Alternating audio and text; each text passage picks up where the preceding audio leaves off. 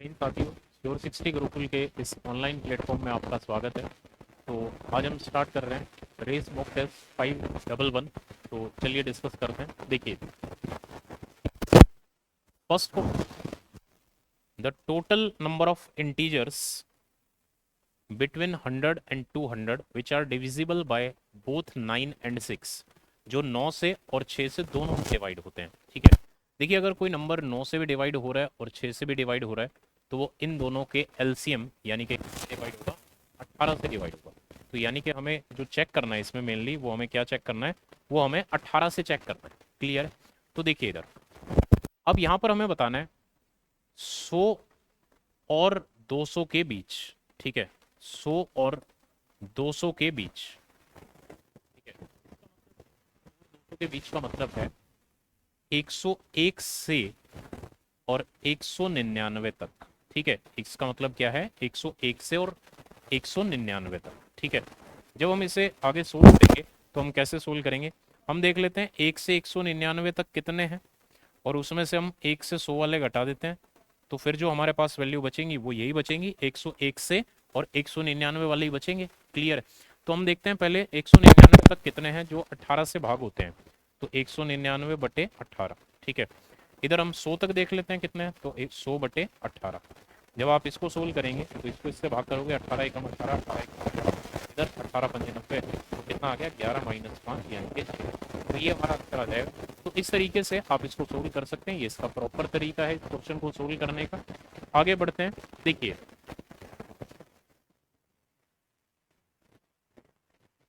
Second question है, एक व्यक्ति ने एक नौकर को इस शर्त पर रखा कि वह उसे 1 वर्ष की सेवा के बाद 90 रुपए और एक पगड़ी देगा। ठीक है, तो 90 रुपए और साथ में एक पगड़ी, पगड़ी मान लेते हैं एक्स रुपए की है। ठीक है, इतने रुपए देने थे 1 साल में, लेकिन उसने केवल 9 महीने तक ही काम किया और उसे एक पगड़ी मिली और 65 रुपए मिले। देखिए, अगर ये पैसा उसे इतना जो है उसे मिलना था 1 साल में, यानी कि 12 महीने में मिलना था, तो 9 महीने में कितना मिलेगा भाई? अगर ये 12 में मिलना था तो 9 महीने में कितना मिलेगा? 9/12। ठीक है, इतना मिलेगा। और वैसे मिला कितना है? 65 रुपए मिले और साथ में वो पगड़ी मिली है, यानी कि ये दोनों वैल्यूज जो हैं ये आपस में बराबर है। ठीक है, जब आप इसे सिंप्लीफाई करोगे तो यहाँ से 3 तिया 9 और 3 चौक 12, सोल्व कर देते हैं तो ये कितना आएगा भी? 3 इधर मल्टीप्लाई होगा तो 270 और प्लस में 3x, इधर हमारे पास कितना आ जाएगा? 4 6 24 और 2 26 और प्लस में 4x। तो यहाँ से हम कह सकते हैं कि x की वैल्यू कितनी आ जाएगी? 10, यानी कि वो जो पगड़ी है वो कितने रुपए की थी? वो 10 रुपए की थी। क्लियर है? इस तरीके से आप इसको आसानी से कर सकते हैं। ठीक है, आगे बढ़ते हैं। देखिए इधर, ये हमें सिंप्लीफाई करना है, तो इसके लिए एक तो तरीका है, या तो आप रैशनलाइज कर लें या फिर आप एलसीएम ले लें। ठीक है, अगर आप एलसीएम ही ले लेते हैं तो देखिए क्या होगा, एलसीएम ही ले लेते हैं, वही ठीक रहेगा। देखिए इधर, अगर हम यहाँ से एलसीएम लें तो नीचे जो हमारे पास वैल्यू आएगी वो हमारे पास आएगा 3 + √5 और 3 - √5, तो वो तो a plus b into a minus b, A² - B², तो वो तो 4 आ जाएगा। और ऊपर जो वैल्यू आएगी हमारे पास, एक तो आएगी 7 + 3 √5 और इसके साथ मल्टीप्लाई में आएगा 3 - √5, और दूसरी तरफ हमारे पास जो वैल्यू आएगी माइनस में, ये आएगी 7 - 3 √5 और इसके साथ मल्टीप्लाई में आएगा 3 + √5। ठीक है, साथ में हमारे पास ये वैल्यू आएगी। क्लियर? अब अगर हम इसको सोल्व करते हैं तो यहाँ से कितना आएगा? देखिए, जब आप इसे सिंप्लीफाई करोगे तो 7 × 21 और इधर 3 √5 और √5, ये कितना आ गया? 15। ये माइनस में 15 और ये 21, तो 21 - 15 ये तो 6 आ गया। साथ में ये माइनस में 7 √5 और प्लस में 9 √5, तो प्लस में 2 √5 आ गया। क्लियर? ये हमारे पास वैल्यू आ गई माइनस। इधर अगर हम देखें तो यहाँ से जो हमारे पास वैल्यू आएगी, 7 × 21 ये आ गया और माइनस में 15, तो 6 तो यहाँ से आ गया। इधर 7 √5 प्लस में और माइनस में, तो माइनस में 2 √5 जो है वो यहाँ से आ गया। ठीक है, और डिवाइड बाय ये कितना आ गया? 4 आ गया। तो -6 माइनस माइनस कैंसिल और ये कितना आ जाएगा? 2 √5 तो 4 √5/4, यानी कि √5 आ जाएगा। √5 की जो वैल्यू है वो कितनी आ जाएगी? लगभग 2.2। ठीक है, लगभग इतनी आ जाएगी। तो आपको बताना है कि किस रेंज में लाई करेगी, तो 2 और 2.5 के बीच में, तो ये हमारा आंसर आ जाएगा। क्लियर है? लगभग इतनी आ जाएगी, 2.2 2.3। ठीक है, तो इस रेंज में लाई करेगी। ठीक है, आगे बढ़ते हैं। देखिए इधर,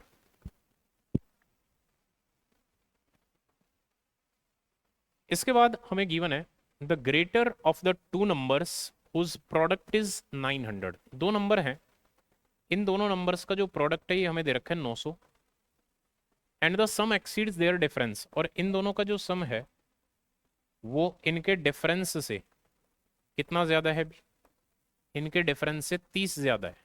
ठीक है, जब आप इसे सोल्व करेंगे तो ये वैल्यू हमारे पास आ जाएगी a प्लस बी माइनस ए और प्लस में b बराबर 30 आ जाएगा। a से a कैंसिल, 2b बराबर 30, b बराबर 15 आ गया। b बराबर अगर 15 है तो यहाँ से आप बता सकते हैं a बराबर कितना आ जाएगा, तो a आ जाएगा 900 बटे 15, यानी कि 15 6 90, ठीक है, कितना आ गया 60। तो ग्रेटर नंबर कितना आ गया, 60 आ गया। क्लियर है? तो इस तरीके से आप इसको आसानी से कर सकते हैं। ठीक है, आगे बढ़ते हैं। देखिए इधर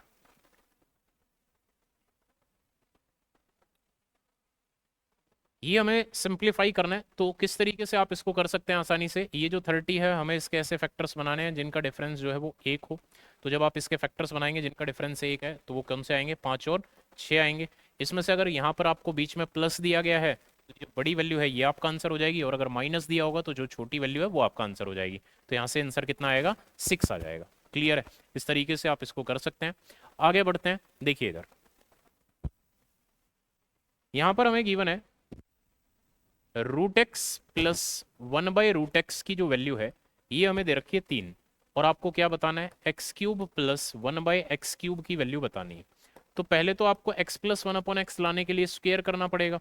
तो x प्लस 1/x किसके बराबर आ गया अभी, इसका स्क्वेयर और माइनस में 2 यानी कि 7 आ गया। अब अगर आप यहाँ से क्यूब कर देंगे तो x cube plus 1/x cube आ जाएगा, और ये किसके बराबर आएगा, यह होगा 7 का क्यूब माइनस 3 इंटू 7। तो ये कितना आ गया अभी, 343 और माइनस में 21, तो कितना आ गया 322। ये हमारा आंसर आ जाएगा। क्लियर है? तो इस तरीके से आप इसे आसानी से कर सकते हैं। ठीक है, आगे बढ़ते हैं। देखिए इधर नेक्स्ट क्वेश्चन है, यहां पर हमें गिवन है 5x plus 9y is equal to 5, 125x cube plus 729y cube is equal to 120 and find x into y. ये हमें कैलकुलेट करना है। ठीक है, तो कैसे होगा, इधर ध्यान दें। देखिए अगर आप इसका क्यूब करते हैं तो ये जो वैल्यू है ये किसके बराबर आएगी, ये वैल्यू होगी आपकी a cube plus b cube is equal to a plus b यानी कि 5 इंटू ए प्लस बी का होल स्क्वायर यानी कि 5 का स्क्वायर, और माइनस में 3 इंटू ए प्लस बी यानी कि 5, और इंटू में ए बी यानी कि 5x और 9y, तो 5x इंटू में 9y। ठीक है, तो ये हमारे पास वैल्यू आ गई। जब आप इसे सोल्व करोगे तो यहाँ से आपका आंसर आ जाएगा। क्लियर है? देखिए कैसे, यहाँ से हम लिख सकते हैं, देखिए 5 से अगर हम इसको सोल्व करते हैं तो ये तो कितना आ गया, 24 आ गया। ठीक है, 5 से ये कितना आ जाएगा हमारे पास, 24 आ जाएगा। और ये जो वैल्यू है, अब अगर हम इसको सोल्व करें तो ये आ गया हमारा 24 इज इक्वल टू, इधर कितना है 25 माइनस में, यहाँ से हमें एक्स वाई चाहिए, बाकी सारा अलग कर लेते हैं। तो 5 पंजे 25 और 25 दिया 75। ठीक है, तो 75 और गुना में 9 और साथ में एक्स वाई। ठीक है, तो यहाँ से ये हमारे पास वैल्यू आ गई। तो इधर से 75 इंटू 9xy जो है ये किसके बराबर आ गया, ये आ गया 25 माइनस 24 यानी कि 1 के बराबर आ गया। ठीक है, तो यहाँ से एक्स वाई जो है ये किसके बराबर आ जाएगा, अभी एक्स वाई हमारा 1/75 इंटू 9 इसके बराबर आ जाएगा। क्लियर है? नहीं, 9 इंटू 75 ये तो नहीं आएगा, कहीं पर कोई मिस्टेक हो चुकी है कैलकुलेशन में। ठीक है, एक बार चेक कर लेते हैं। देखिए इधर अगर हम a cube plus b cube calculate करते हैं तो ये किसके बराबर आएगा, a cube plus b cube is equal to a plus b into a plus b का होल स्क्वायर माइनस में 3 into b into a plus b. ठीक है, a into b into a plus b, ये ठीक है। तो यहाँ से 5 से हमने इसको कैंसिल किया, ये आ गया हमारे पास 24 बराबर 25 माइनस ये कितना आ गया, 3 5 15 5 75 और गुना में 9xy। ठीक है, तो यहाँ से हमारे पास वैल्यू आ गई 75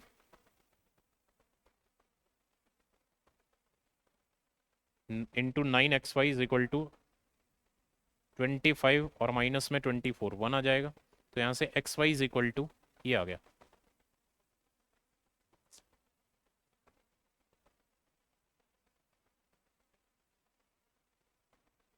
नहीं, कहीं पर मिस्टेक हुई है, एक बार दोबारा चेक करते हैं। देखिए इधर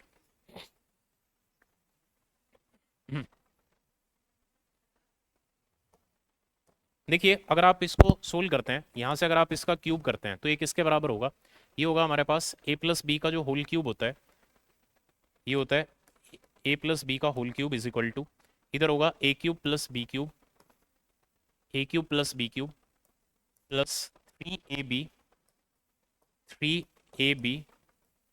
इंटू ए प्लस बी, और ए प्लस बी कितना है? 5 है। ठीक है, ये हमारे पास वैल्यू है। यहाँ से हमें एक्स वाई जो है वो कैलकुलेट करना है, तो कितना आएगा देखते हैं। ये 125 और ये जो 20 है ये इधर आकर सब्ट्रैक्ट होगा, तो यहाँ से हमारे पास कितना आ जाएगा? 5। तो यहाँ से हमारे पास वैल्यू आ गई 3 गुना 5 15, 15 पंजे 75, तो 75 और गुना में 9xy। ठीक है, ये वैल्यू किसके बराबर आ गई? ये 5 के बराबर आ गई। ठीक है, इससे अगर हम इसको कैंसिल करते हैं तो यहाँ से कितना आ गया? 15। तो एक्स वाई जो है ये किसके बराबर आ गया? 1/15 निमा 135। ठीक है, 135। ठीक है, ये हमारा आंसर आ जाएगा।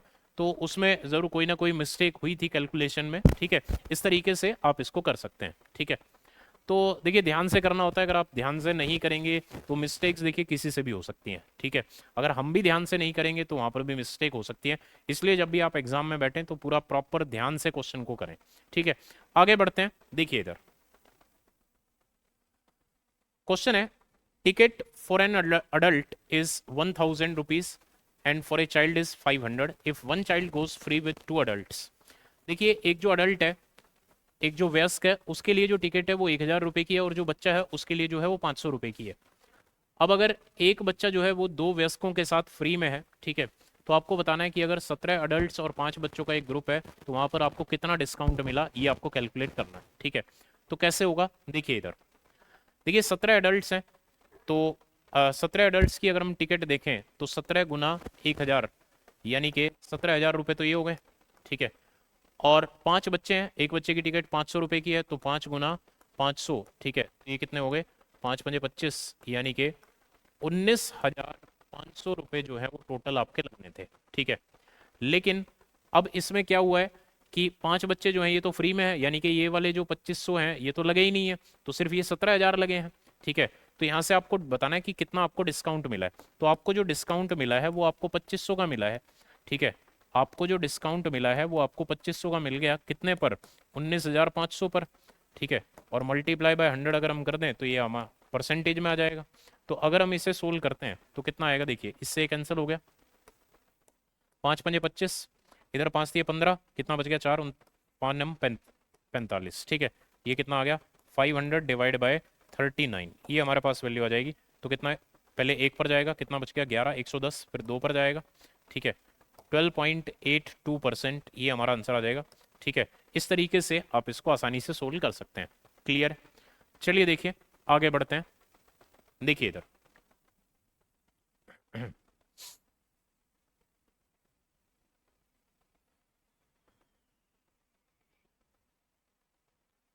इसके बाद है, price of petrol increase from 60 to 75। देखिए, जो प्राइस है वो 60 से 75 हो गया।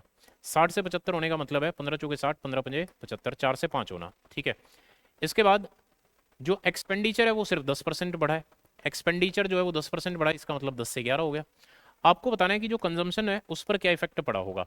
तो अगर हम कंजम्पशन पर इफेक्ट देखें, देखिए हम जानते हैं कि जो एक्सपेंडिचर होता है वो क्या होता है? वो प्राइस इनटू कंजम्पशन होता है। अगर हम यहाँ से कंजम्पशन कैलकुलेट करें तो वो एक्सपेंडिचर अपॉन प्राइस आ जाएगी। ठीक है, तो एक्सपेंडिचर को अगर हम प्राइस से भाग कर दें तो 10/4 तो यहाँ पर आ गया, और 11/5 यहाँ पर आ गया। अगर हम इसे सिंप्लीफाई कर लें तो 20 से गुना कर देते हैं। जब हम इसको 20 गुना कर देंगे तो यहाँ से ये फ्रैक्शन हट जाएगी, तो 4×5 = 20, ये कितना आ गया? या क्रॉस मल्टीप्लाई कर दो। ठीक है, तो ये कितना आ गया? 44। अब 50 से 44 होने का मतलब है 6/50 और गुना में 100। इसका मतलब कंजम्पशन जो है वो कितने परसेंट कम हो चुकी है? 12% जो है वो कम हो चुकी है। क्लियर है?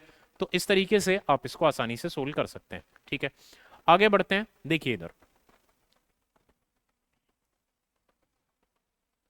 नेक्स्ट क्वेश्चन है, एक आर्टिकल है जो कि that passes successively in the hands of 3 traders और हर एक इनमें से 25% का प्रॉफिट कमाता है। लास्ट वाले ने इसको 250 रुपये में बेचा, तो पहले वाले के लिए इसका कॉस्ट प्राइस क्या था, फर्स्ट वाले के लिए क्या था, ये आपको बताना है। देखिए इसने 25% प्रॉफिट में इसको बेचा है। 25% होता है 1/4, यानी कि 4 का है तो 5 में बेचा है, यानी कि 5/4 आ गया। ठीक है, फिर 5/4 आ गया, और फिर 5/4 आ गया, और बाद में कितने में बेचा है अभी, 250 रुपये में बेचा है। क्लियर है। जब आप इसे सोल्व कर देंगे तो 125 से तो ये 2 बार कैंसिल हो जाएगा। तो फर्स्ट के लिए जो प्राइस आ जाएगा, 4×4=16 और गुना में 2 कितना आ गया, 128 रुपये। ये हमारा आंसर आ जाएगा। इस तरीके से आप इसको आसानी से कर सकते हैं। क्लियर है। आगे बढ़ते हैं, देखिए इधर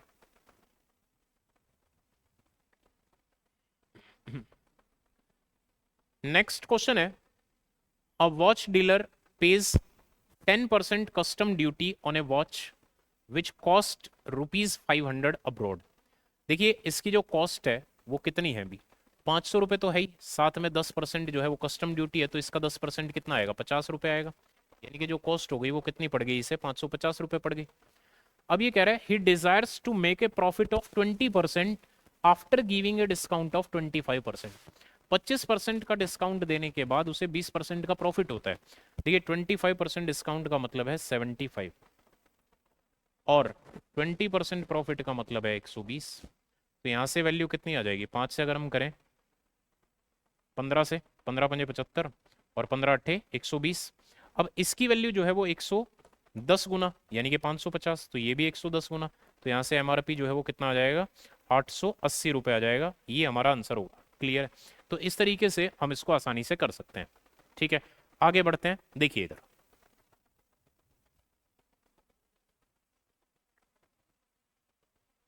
नेक्स्ट क्वेश्चन है, find the simple interest on ₹2700 for 8 months at 5 पैसे पर रुपी पर मंथ। देखिए सिंपल इंटरेस्ट आपको कैलकुलेट करना है किस पर, 2700 रुपये पर, 8 महीने का, 5 पैसे पर रुपी पर मंथ के हिसाब से। ठीक है, जब आप इसे सोल्व करेंगे तो यहाँ से आपका आंसर आ जाएगा। कितना आएगा अभी, इससे ये कैंसिल हो गया, तो ये कितना आ गया 27, और गुना में 8×5 = 40, तो ये कितना आ गया अभी 0, 4 8 7 28, 2 और 4 दूनी 8 और 2 10, तो 1080 रुपये ये हमारा आंसर आ जाएगा। क्लियर है। आगे बढ़ते हैं, देखिए इधर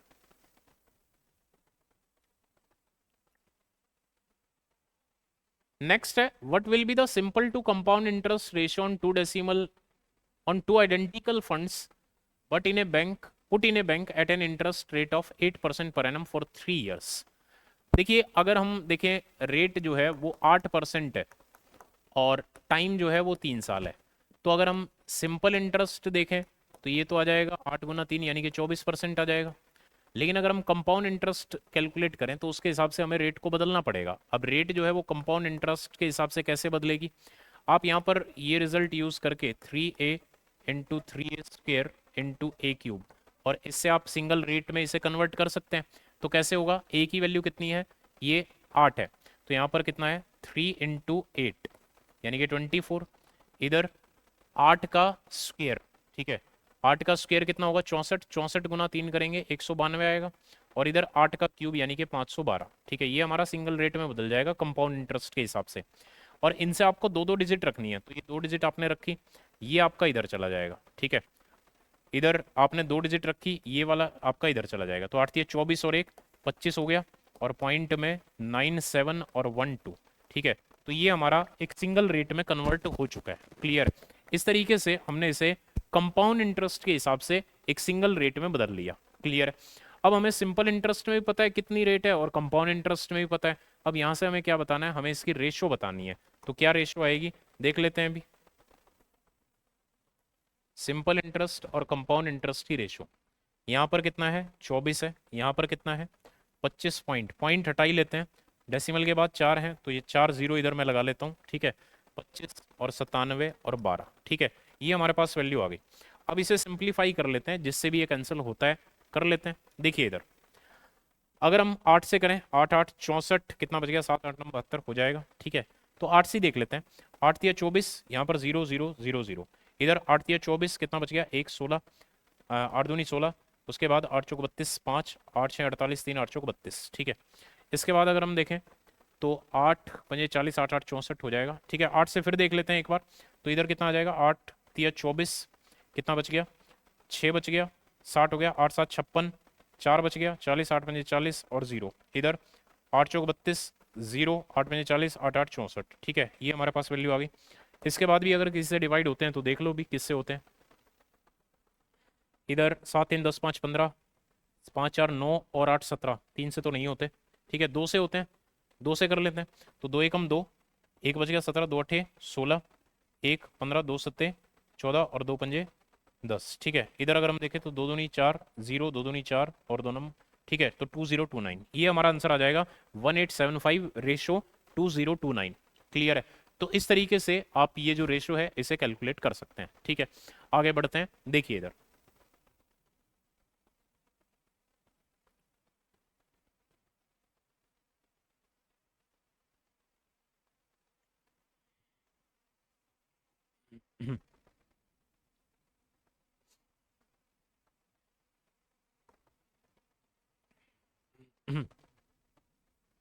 इसमें आपको बताना है कि इसकी जो रेशो है ये किसके बराबर होगी। तो आसानी से आप इसको कर सकते हैं, काफ़ी इंपॉर्टेंट क्वेश्चन है और बहुत बार आ चुका है एग्जाम में। देखिए, अगर आप ए, सी और ई को 7 रख दें और अगर आप बी, डी और एफ को 9 रख दें, तो इसमें रखने पर ये आपका सेम इसी के बराबर आ जाएगा, यानी कि 7/9 के ही बराबर आ जाएगा। क्लियर है? तो यही आपका आंसर हो जाएगा जो आपको गिवन है। ठीक है, आगे बढ़ते हैं, देखिए इधर। इसके बाद यहां पर हमें गिवन है the ratio of the present age of A and B is 8:15। A और बी की जो प्रेजेंट एज है उसकी रेशियो हमें गिवन है। ठीक है, ए और बी की जो प्रेजेंट एज है, ए और बी, ये हमें गिवन है 8:15। ठीक है, और 8 साल पहले जो रेशियो थी ये कितनी थी, ये थी 6 और 13। ठीक है, ये 8 साल पहले की है। तो यहाँ से यहाँ तक अगर आप देखें 2 का इंक्रीमेंट, इधर भी 2 का इंक्रीमेंट, तो हम ये कह सकते हैं कि रेशियो में 2 का इंक्रीमेंट हुआ है और ईयर्स में 8 साल का इंक्रीमेंट हुआ है। तो अगर 2 की वैल्यू 8 है तो 1 की वैल्यू क्या होगी, 4 होगी। और अगर 1 की वैल्यू 4 है तो 6 की वैल्यू कितनी होगी, 24 होगी।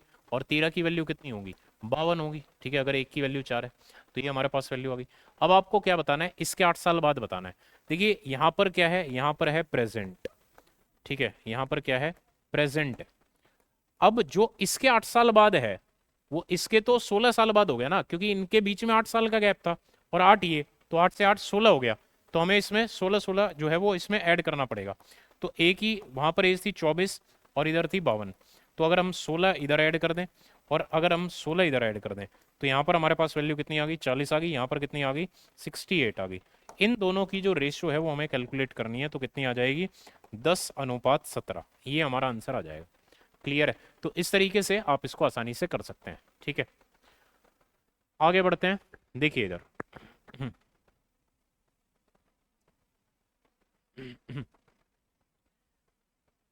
एक बर्तन में 60 लीटर दूध है, इसमें से 12 लीटर दूध निकालकर उसकी जगह पानी मिला दिया गया।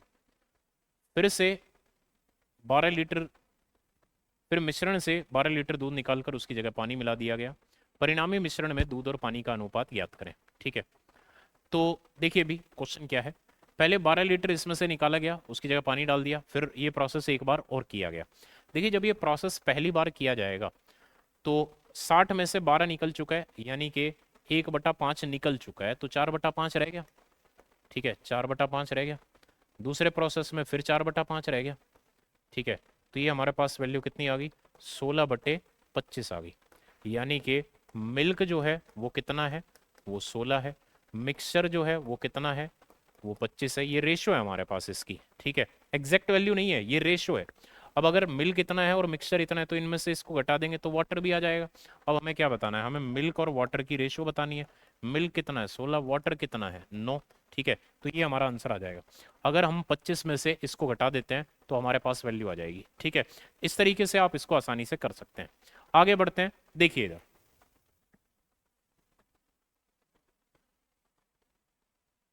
ए अकेला किसी काम को 27 घंटे में, बी अकेला 54 घंटे में, जबकि तीनों मिलकर 12 घंटे में इन्हें ये पैसा मिला, तो उसमें से सी का हिस्सा बताइए।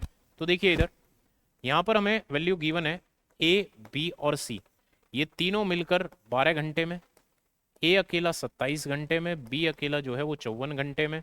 अगर हम एलसीएम लें 12, 27 और 54 का तो 108 आ जाएगा। इधर 12 निमा 108, 27 चौका 108 और 54 दूनी 108। अगर मैं इसमें से इन दोनों को घटा देता हूं तो कितना आएगा, 3 आएगा। ये किसकी एफिशिएंसी है, ये सी की एफिशिएंसी है। अब हमें बताना है कि 4320 में से सी को कितना मिला है, तो डिवाइड बाय तीनों का सम यानी कि 9 और मल्टीप्लाई सी की एफिशिएंसी यानी कि 3। जब आप इसे सोल्व करेंगे तो 3 तिया 9, 3 से इसको कैंसिल करेंगे, 3 एकम 3, 3 चौक 12, 3 चौक 12 0, तो कितना आ गया 1440 रुपये। ये हमारा आंसर आ जाएगा। क्लियर है। तो इस तरीके से आप इसको आसानी से कर सकते हैं। ठीक है, आगे बढ़ते हैं। देखिए इधर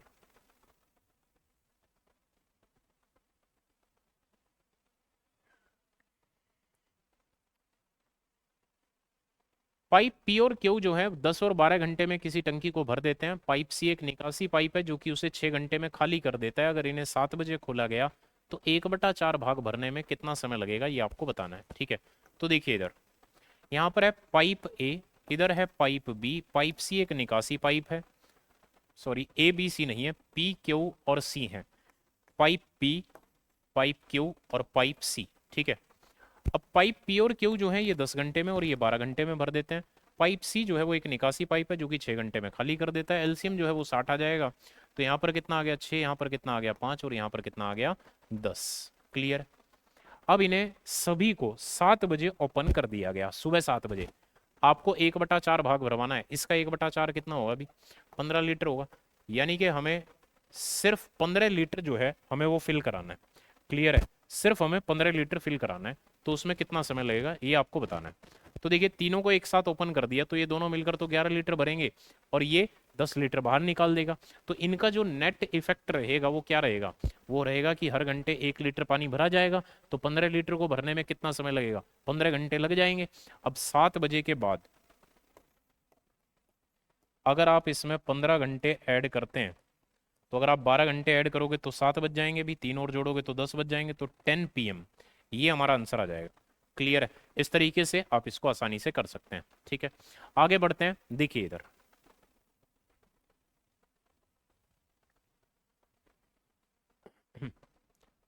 नेक्स्ट क्वेश्चन है, एक आदमी ए से बी तक 15 की स्पीड से जाता है, 15 किलोमीटर पर आवर की स्पीड से जाता है ए से बी तक, फिर बी से ए तक वापस आता है 30 की स्पीड से। अगर हम 15 और 30 का एलसीएम लेते हैं तो यहाँ पर कितना आ जाएगा, एलसीएम जो है वो 30 आ जाएगा। तो डिस्टेंस हम 30 किलोमीटर मान लेते हैं। यहाँ पर कितना टाइम लगेगा, 2 घंटे लगेंगे। यहाँ पर कितना टाइम लगेगा, 1 घंटे। टोटल टाइम कितना लग गया, 3 घंटे लग गया। हमें क्वेश्चन में कितना गिवन है, हमें क्वेश्चन में भी गिवन है कि टोटल जो टाइम लगा है वो 3 घंटे ही लगा है। तो आपको ए से बी तक की डिस्टेंस बतानी है। इसका मतलब जो हमने यहाँ पर एलसीएम लिया है यही हमारी करेक्ट वैल्यू है, क्योंकि जो भी हमें गिवन था वो सारी वैल्यूज जो है वो इस पर सेटिस्फाई हो चुकी हैं। इसलिए जो हमने एलसीएम लिया है 30 किलोमीटर वही हमारा एग्जैक्ट आंसर भी है। क्लियर है, चलिए देखिए आगे बढ़ते हैं।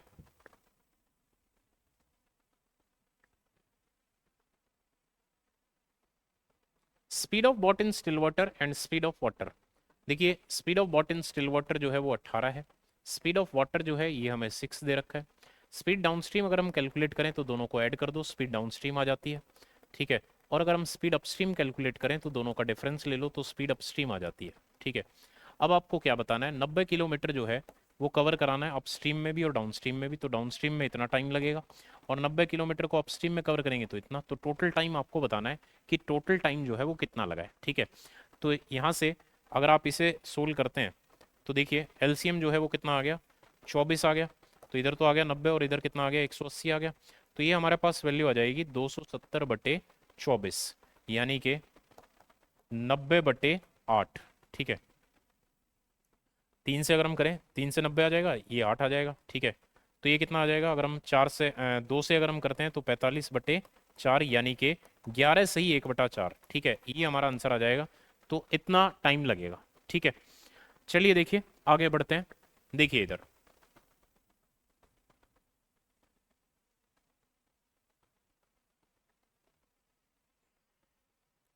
नेक्स्ट क्वेश्चन है, sign A plus B cos A minus B ये बराबर है और √3/2 के बराबर है। देखिए साइन थीटा √3/2 कब होता है, 60 डिग्री पर। तो यहाँ से हम कह सकते हैं कि ए प्लस बी बराबर 60 है। कॉस थीटा √3/2 30 डिग्री पर, यानी कि ए माइनस बी बराबर 30 है।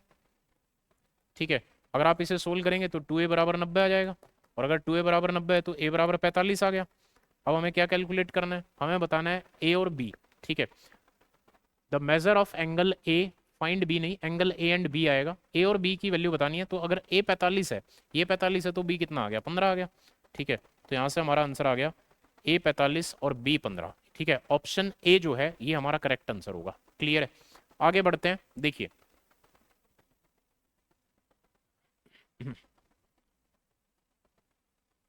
ये हमें सिंप्लीफाई करना है। ठीक है, यहाँ से हमें बताना है क्या आंसर आएगा। तो देखिए इधर पहला है cos square 45, cos square 45 plus दूसरा है कॉस स्क्वायर 35। ये जो कॉस स्क्वायर 135 है इसको मैं 90 और प्लस में 45 भी लिख सकता हूँ। ठीक है, इसके बाद है कॉस स्क्वायर 225 जिसे मैं 180 प्लस 45 लिख सकता हूँ। ठीक है, और तीसरा है फिर कॉस स्क्वायर और 315 जिसे मैं 360 माइनस 45 भी लिख सकता हूँ। क्लियर है, अब अगर आप इसे सोल्व करेंगे तो देखिए कॉस स्क्वायर 45, कॉस 45 1/√2 उसका स्क्वायर करेंगे तो 1/2 आ जाएगा। कॉस 90 प्लस थीटा जो होता है, देखिए ये वैल्यू प्लस में आए या माइनस में आई वो तो चेक करने की जरूरत ही नहीं है, क्योंकि यहाँ पर स्क्वायर है, स्क्वायर करेंगे तो सारी वैल्यू अगर माइनस में आई भी तो भी पॉजिटिव हो जाएगी। ठीक है, तो साइन वगैरह चेक करने की जरूरत ही नहीं है। तो कॉस जो है अगर यहाँ 90 है तो साइन में बदल जाएगा, साइन 45 1/2। ठीक है, क्योंकि स्क्वायर है, 1/√2 आएगा, उसका स्क्वायर करेंगे 1/2 आ जाएगा।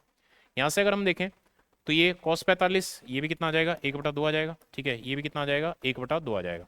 तो ये कितना आ गया अभी, 1/2 1/2, ये 4 बार है तो 2 आ जाएगा हमारा आंसर। ठीक है, इससे अगर आप ऐड करेंगे तो कितना आ जाएगा, 2 आ जाएगा। क्लियर है, साइन हमने इसलिए नहीं चेक किए क्योंकि सभी में स्क्वायर था, और अगर माइनस में आ भी जाता तो स्क्वायर करने पर वो प्लस में हो जाता। ठीक है, तो इसलिए हमने एज इट इज सोल्व कर लिया इसको। ठीक है, आगे बढ़ते हैं। देखिए इधर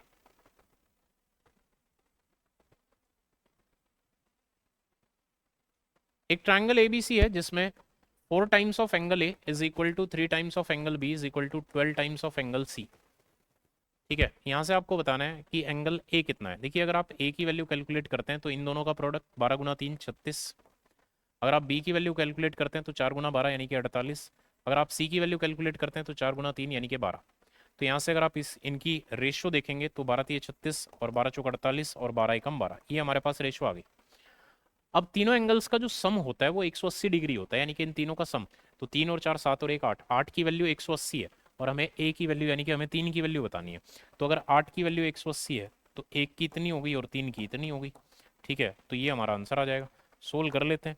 4 दूनी 8 और 4 चौक 16 और 4 पंजे 20, ये कितना आ गया, 22.5 और गुना में 3 तो 67.5 डिग्री। ये हमारा आंसर आ जाएगा 67.5 डिग्री। क्लियर है, इस तरीके से आप इसको आसानी से कर सकते हैं। ठीक है, आगे बढ़ते हैं। देखिए इधर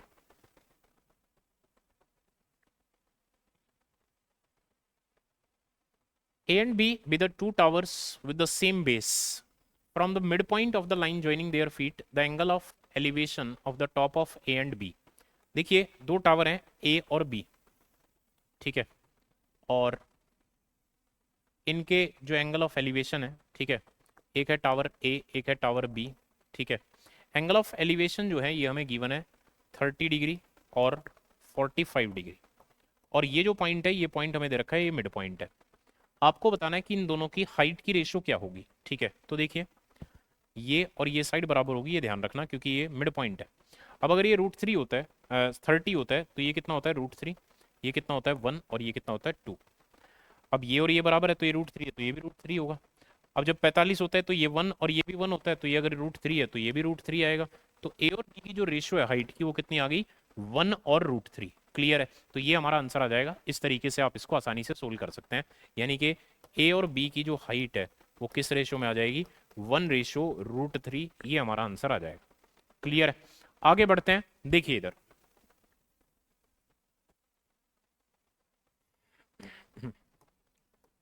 इसमें हमें बताना है पी क्यू आर एस जो है वो एक साइक्लिक क्वाड्रिलेटरल है और पी क्यू जो है वो एस आर के पैरेलल है। पी क्यू और जो है वो एस आर के पैरेलल है। ठीक है, ये दोनों आपस में पैरेलल है। आपको बताना है एंगल पी क्यू आर, ये आपको बताना है कि ये जो एंगल है ये कितना होगा। देखिए अगर ये और ये पैरेलल है, ये 100 है तो ये कितना होगा, ये 80 होगा क्योंकि इनका सम 180 होगा। और अगर ये 80 है तो ये भी कितना होगा, ये भी 100 होगा क्योंकि साइक्लिक क्वाड्रिलेटरल में अपोजिट एंगल्स का सम 180 डिग्री होता है। तो यहाँ से ये कितना आ गया, ये 100 डिग्री आ गया। इस तरीके से आप इसको आसानी से कर सकते हैं। ठीक है, आगे बढ़ते हैं, देखिए इधर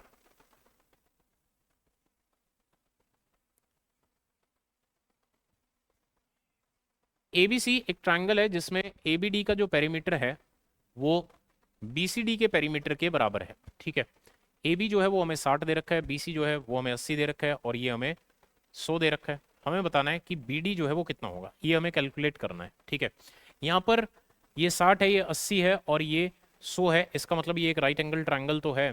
लेकिन यहाँ पर ये जो पॉइंट डी है इसके बारे में नहीं बताया गया कि ये जो पॉइंट डी है ये मिड पॉइंट है हाइपोटेन्यूज का, या फिर ये जो बी डी है ये परपेंडिकुलर है, इसके बारे में ऐसा कुछ भी हमें गिवन नहीं है। ठीक है, तो देखते हैं कैसे हो सकता है। देखिए इधर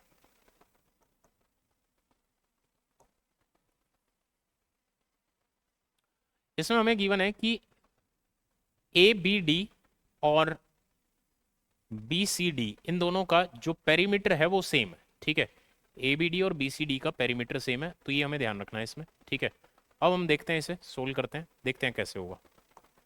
देखिए इधर सभी,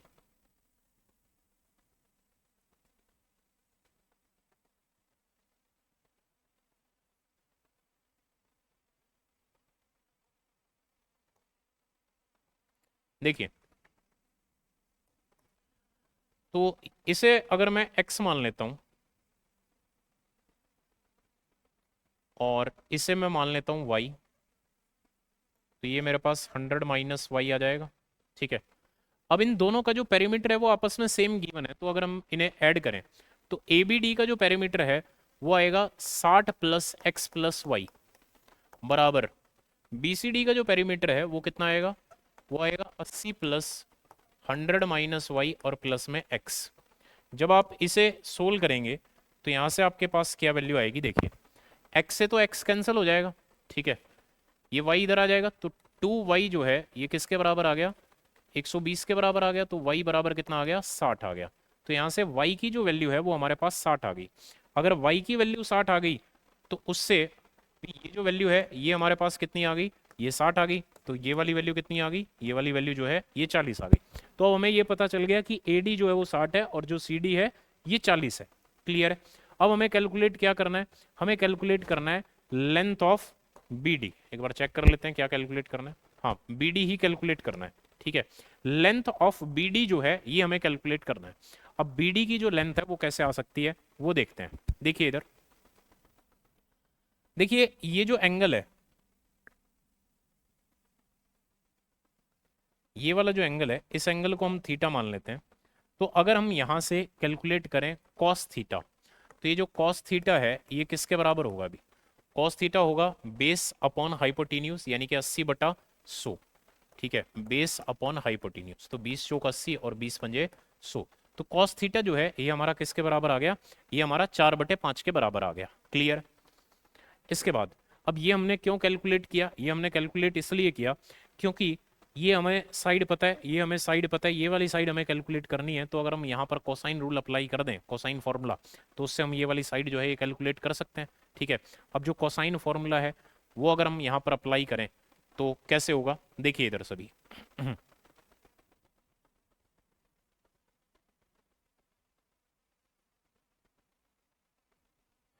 तो अगर हम यहाँ से लिखें एक्स स्क्र, तो एक्स स्क्र बराबर किसके होगा, एक्स स्क्र बराबर होगा 80 का स्क्र यानी कि 6400, प्लस में 40 का स्क्र यानी कि 1600, माइनस में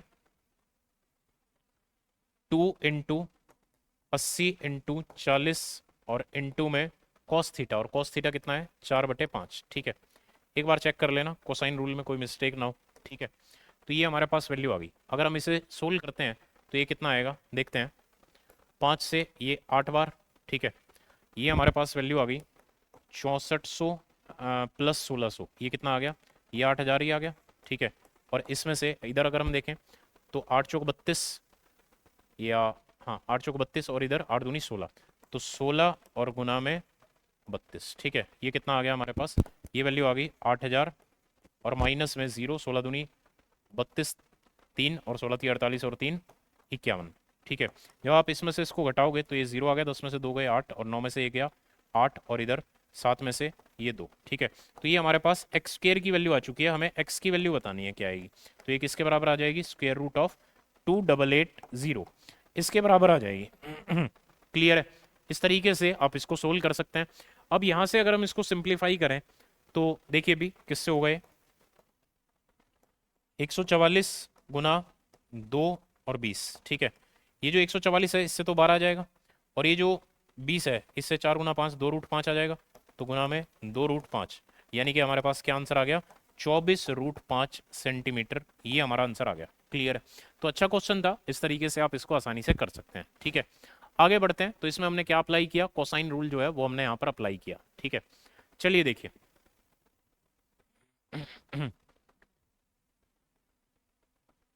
नेक्स्ट क्वेश्चन है, यहाँ पर आपको बताना है कि 3 सर्कल हैं जिनका डायमीटर हमें गिवन है और इन पर एक रबर बैंड जो है उसको लपेटा गया। आपको इसकी लेंथ बतानी है। तो अगर 3 के ऊपर आप इसको लपेटते हैं तो इसकी जो लेंथ होती है वो 3D + 2πr के बराबर होती है, जहाँ पर d क्या होता है, डायमीटर होता है, और r क्या होता है, रेडियस होता है। ठीक है, 3 इंटू, यहाँ पर इनका जो डायमीटर है वो हमें कितना गिवन है, डायमीटर हमें गिवन है 10। ठीक है, तो 3 × 10 और प्लस में 2π × r, तो ये वैल्यू कितनी आ जाएगी, 30 + 10π। ठीक है, ये हमारा आंसर आ जाएगा। इस तरीके से आप इसको आसानी से सोल्व कर सकते हैं। क्लियर है? आगे बढ़ते हैं। देखिए इधर 6 cubes each edge 2 centimetre are join end to end, total surface area of the resulting cuboid. देखिए 6 क्यूब जो है इन्हें ज्वाइन कर दिया गया, तो ये हमारे पास एक क्यूब है। ठीक है, ऐसे ही ये हमारे पास एक क्यूब हो गया। 6 क्यूब जो है उन्हें ज्वाइन कर दिया गया है। ठीक है, एक ये हमारे पास क्यूब हो गया, 2 क्यूब हो गए। ऐसे ही हमारे पास एक ये तीसरा क्यूब हो गया अभी। ठीक है, ये हमारे पास 3 क्यूब हो गए। ऐसे ही ये हमारे पास क्या हो गया, एक चौथा क्यूब हो गया। ठीक है, 4 क्यूब हो गए। ऐसे ही ये हमारे पास ये एक पांचवा क्यूब हो गया, तो इस तरीके से 5 क्यूब हो गए। और फिर हमारे पास ये क्या हो गया, अभी एक छठा क्यूब हो गया। तो इस तरीके से ये जो 6 क्यूब हैं इनको इस तरीके से जो है वो ज्वाइन कर दिया गया। क्लियर? अब आपको बताना है कि टोटल सरफेस एरिया क्या होगा। देखिए क्या होगा, ये 2 है, ये भी 2 है, ये भी 2, ये भी 2, तो इस तरीके से ये जो क्यूबॉइड बन गया इसमें 2 × 6 ये तो 12 हो जाएगा। ठीक है, ये 2 ही रहेगा और ये 2 ही रहेगा। अब अगर आप इसका टोटल सरफेस एरिया कैलकुलेट करते हैं तो टोटल सरफेस एरिया क्या हो जाएगा, ट्वाइस ऑफ। तो बस आप ये ध्यान रखें, ये आपको डायग्राम वगैरह बनाने की ज़रूरत नहीं है। आप बस ये ध्यान रखें कि इसकी जो लेंथ है वो आपकी जितने क्यूब हैं उतने गुना हो जाएगी, बाकी सेम रहेगा, ब्रेड हाइट सेम रहेगी। ठीक है, तो ये कितना आ गया, twice of l b. L b कितना हो जाएगा, 12 दूनी 24 प्लस बी एच 2 दूनी 4 और प्लस में एच एल, यानी कि 2 × 12 24। ये 2 × 24 और 24 48 और 2 52, यानी कि कितना आ जाएगा, 104। ये हमारा आंसर आ जाएगा। इस तरीके से आप इसका आसानी से आंसर दे सकते हैं। क्लियर? आगे बढ़ते हैं। देखिए इधर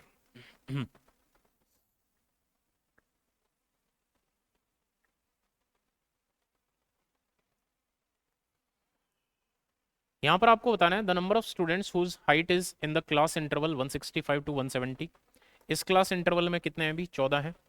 is what percentage less than the number of students whose height is in the interval 150 से 155। यहाँ पर कितने हैं, 15 है। ठीक है, तो ये बताना ये इससे कितने परसेंट कम है। ठीक है, तो 14 जो है ये 15 से कितना कम है, भी ये इससे 1 कम है। ठीक है, बटे 15 और गुना में 100। ठीक है, तो ये हमारे पास वैल्यू आ जाएगी। ठीक है, इस तरीके से आप इसको आसानी से सोल्व कर सकते हैं। यही बताना है शायद। ठीक है, हाँ, यही बताना है। तो 1/15 और गुना में 100। ठीक है, ये हमारा आंसर आ जाएगा।